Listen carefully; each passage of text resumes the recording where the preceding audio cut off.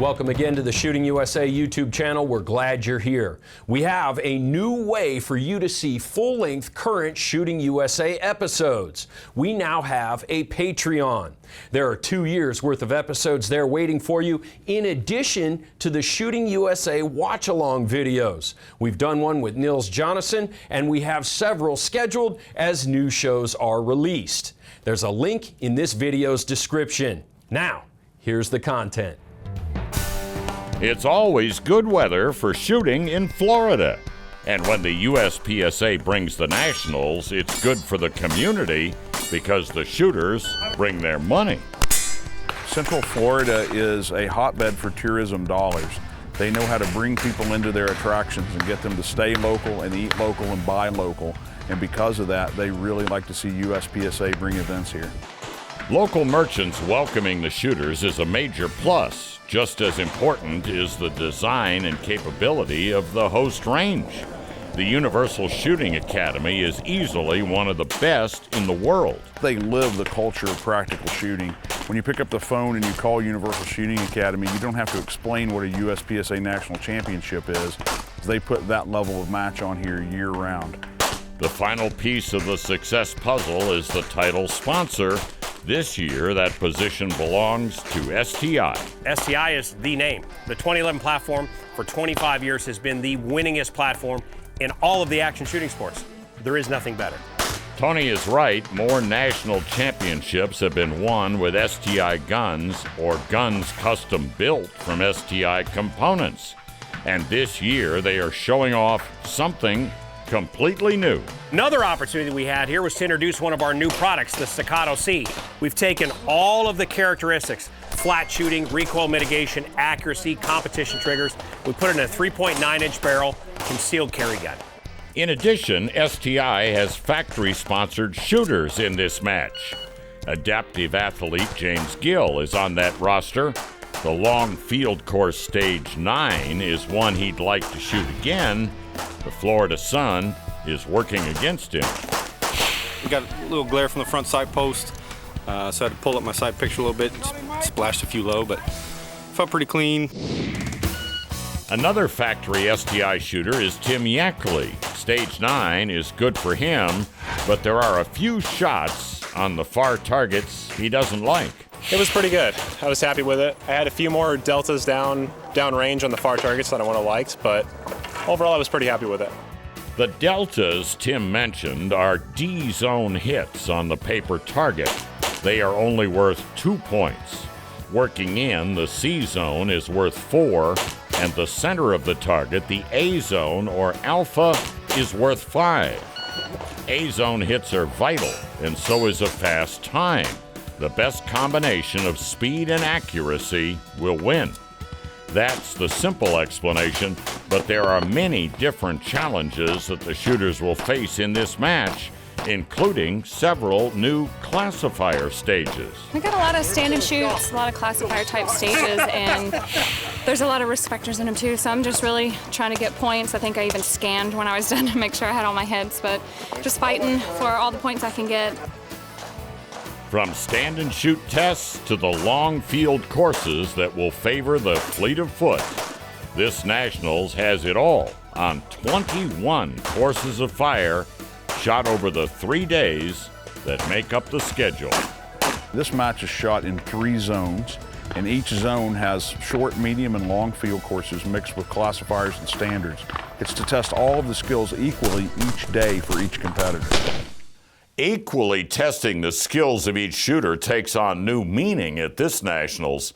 The stages for the limited division are also being shot by the limited 10 and revolver divisions for those championships. That means stage strategy will be very different for each division due to the vast differences in capacity. Revolvers with 8 rounds, limited 10 with 10 rounds. And then the limited guns with as many as 20 rounds per magazine.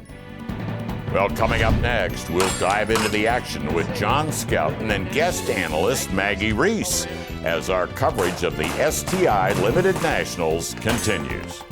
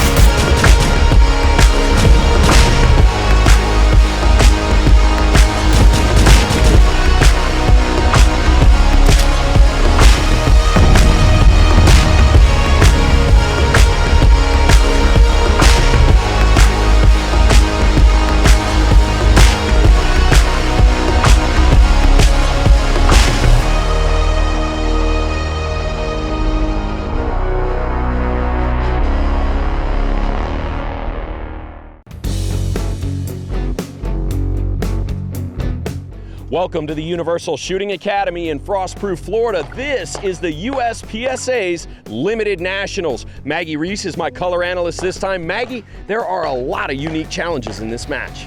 That's right. There's plenty of strong hand, weak hand, lots of tight, difficult shots with penalty targets, and of course, long field courses. So you really have to stay on top of your game. Let's get to the action. We pick it up with the Revolver Super Squad on stage 6. It's a short field course worth 55 match points. There are 3 static paper targets and a swinger activated by the steel popper. With the 8-round capacity for revolvers, there will have to be at least 1 reload. Michael Pogge is the defending USPSA Revolver National Champion, and he's looking to repeat. But stage 6 will not be the start he's looking for. The speed is there, but the accuracy is not. It was smooth, it was quick, it had a miss. Nothing else to say. Rich Wolf is about to experience every revolver shooter's nightmare. That was a clicker. But he goes right to the reload. The rest of the stage is smooth. Pulled the trigger, had a little light strike there, and it threw me off a little bit. You know, you want to shoot two shots at that target there, and everything's kind of happening so fast. You know, planned on bang bang, it went bang click, went for the reload. You know what I mean? Had to go back, readdress the swinger, and then just go ahead and carry over. Knew I had enough rounds for it. Time didn't seem to affect me much. However, the accuracy on that target did. Top revolver shooter on stage 6 is David Olhasso. His last USPSA championship was in 2015, so he knows how to win. David goes 11.12 with 53 target points. Best for the division on the stage. They look pretty good. Yeah. No extra shots. Good points. Not bad. The stage plan here is different for shooters in the limited division, simply based on capacity. That means no reload. Jesse Harrison crushes stage 6 in 9.30, down only 4 points on the targets. I know, it's a quick, easy stage, but at the same time, there's steel, there's movers, so there's a lot of risk factor to it. Just trying to go 1 for 1 on the steel, get hits on the swingers, and not drop opportunities on open targets. So. It's all open targets over on the very challenging stage 1. It's made up of 6 paper targets and 2 shooting boxes. There are 2 strings of fire shot here for a total of 120 target points. In string 1, it's 1 shot on each target freestyle, a mandatory reload and movement to box 2, then 1 shot each strong hand only. String 2 starts the same, 1 each freestyle, reload and move, then 1 each support hand. Shots are limited here, so no makeups. The targets are set at 45 feet. It's a solid stage for Finland's Aki Paka, though he may still be a little bit jet lagged. Talk about coming all the way from Finland to shoot the National. Yep. How is that? It's a long time on flights, but other than that, it's okay. Yeah, it's fun? Yeah. I would never miss it again. Atta boy. For Nils Jonasson, a stage like this is right up his alley. Movement and accuracy are at a premium. Nils enters the second shooting position with the gun ready in his strong hand. Very efficient. String 2 now. Nils is going to work back to the left. The freestyle start is almost a formality. The crux of this stage is in position 2. Support hand now. These are a little more deliberate. It's all over in 20.83 total and 102 target points. Stage is super high risk, and I just kind of wanted to get away with points on and hits on every target. And time was a little slow, but I had hits everywhere, so it went well. Shannon Smith is always a threat with a limited gun. His national title came in 2011, and you can bet he wants another. Into the strong hand, and he is measured but efficient. 10-13 for the first string is on pace. Shannon is set for his second string. There's the reload on the move. Support hand shots again measured. 21.82 total and 108 target points, just edges past Nils. It was okay. Probably a touch slow, but first stage of the match, high pucker factor, shooting with 1 hand, so. Now it's John Browning, and on the start, John is redefining the pace for the stage. 8.95 is the fastest first string we've seen. He's set for string 2. Let's see if he continues to push.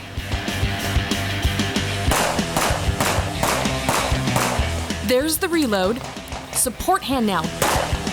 This is very fast, and the hits are there. 18.98 and 102 target points. That's best for the match on the stage. Even so, John Browning wants better. Sorry. I didn't like the accuracy, but the first stage, got to kind of get in the groove of it. This stage has been a tough start for many of the top shooters in this Nationals. We'll see how they recover as the Shooting USA coverage of the STI Limited Nationals continues.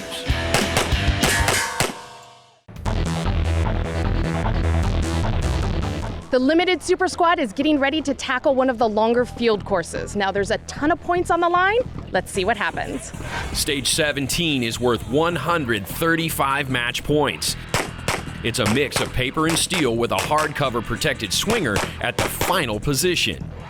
The swinger is activated by the last of the 3 steel lined up through the gap there. Block team captain Shane Coley gains momentum on this fast stage. Had a couple shots just outside the alpha, which I can't really control, so I can take it, run with it, and do the best I can on the next stage. Keeping shots in the alpha and being fast about it is the way to win. Nils is one of the best at it. He starts with the long shots at position 1, then across the stage, and there's the reload. Nils drives through the back of the stage, setting up that steel array, and an extra shot on the static paper in front of the hardcover. Last shot flies at 14.70. So I pushed a little bit, paid off, so we'll see how it goes the rest of the day. You can be sure JJ Racaza feels Nils breathing down his neck, so he's got to push. On the start, JJ's plan looks identical to Nils. Into the steel array. That was strange. JJ had to wait for that front steel target to fall. Even so, it's another sub-15 time. JJ keeps the pressure on Nils. I did something impossible today. I don't think I'm that good. And I curved the bullet. There's a big popper, a small popper in between it, and another big popper in behind it. And somehow I hit the small popper in between it, and no idea. I'm like, I know I hit steel. I don't know where it is. Then I shot the big popper in the front. I'm like, well, that didn't get shot yet. But otherwise, it was good. The 2-horse race between Nils and JJ continues on another high-value field course, Stage 3. 155 points are up for grabs. Now this stage here has some low ports. Getting in and out of position is going to be critical and could be a determining factor for some of our shooters. The gun starts loaded on the barrel, shooter in the chair. JJ has a plan that works through the right side of the stage.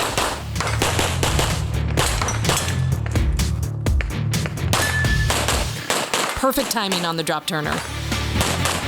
He's quick into the low port. And there's the lean for the swinger. 1732 and 140 target points is solid. The first 2 stages was kind of one of those testers and feelers, and I feel like it gave me a clue enough to know that I need to see my sights a little better, and I can't shoot this like it's an open gun. Although it does shoot like an open gun. So this one turned out all right. We'll see what the scores are. Now it's on Nils, and right away he's got a different plan of attack. He's into the low port before the right side of the stage. Final position now. Perfect timing on that drop turner. 16, 52, and 146 target points is another stage win for Nils. I did a way that I didn't really want to, but it seemed the most efficient for me, which is getting down during the middle of the run and having to come back up, which takes a little bit of time away just to get back up, but I think it was a more efficient way, so it worked out. As this match is boiling down, there are a handful of opportunities left to take control. Stage 12 is one of the new standard stages. 80 match points up for grabs. Nils puts together a safe and solid run on the short standard stage, 8.30 and 78 target points. With just a couple of stages left to shoot, JJ is in high gear, looking for every last match point. There's a quick extra on the first tuxedo. 7.40 and 77 target points is best for the match on this stage. Right next door, the short course stage 13 is waiting, just 60 points available here. With a match this close, every point is vital, and Nils knows it. He gets it done in 8.42 seconds with 53 target points. Well, I tried to risk it and only got one of the bonus points, so I had Alpha non-penalty mic in the hardcover. So it cost me a little extra time, probably a wash, but would have liked to have gotten it. JJ sees the opportunity and he goes for it. Watch for his shots on the clamshell and the bonus points. It's another stage win for JJ. 758 with 57 target points. That was a burner. I'm on the throttle a little bit today, and a little bit of luck, a little bit of good sauce last night.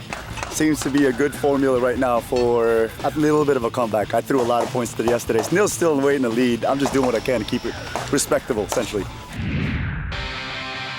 It seems fitting that the race between JJ and Nils would come down to a long field course. Now, a longer field course like this will favor some of our faster shooters who are quick on their feet, but you still have to have that accuracy and get all of those points. On the start, it's a long shot on steel at the back of the bay.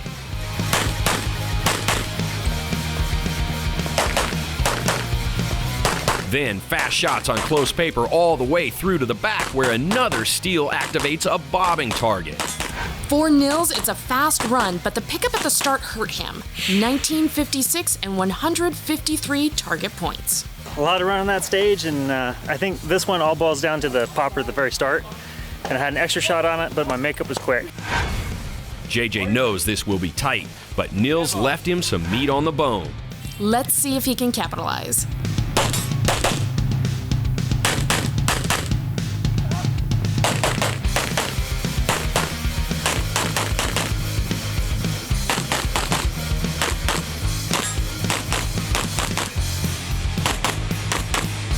Gotta be 17. Hell yeah. 1797 and 143 target points is another stage win for JJ. That late push paid off big time for JJ as he captures his first limited national title. Nils is second, and a late charging Ben Steger rounds out that top three. In the revolver division, it's another national title for Michael Pogge. Rich Wolf is within 10 points, and Josh Lentz is third. And the limited 10 title goes to Casey Reed. Elias Frangoulis is second, and Mark Hillegas rounds out that podium. Well, you've made it to the end of another Shooting USA video on YouTube, and for that, we thank you. It does help the channel if you subscribe, like, and comment, and that will help us keep the content coming.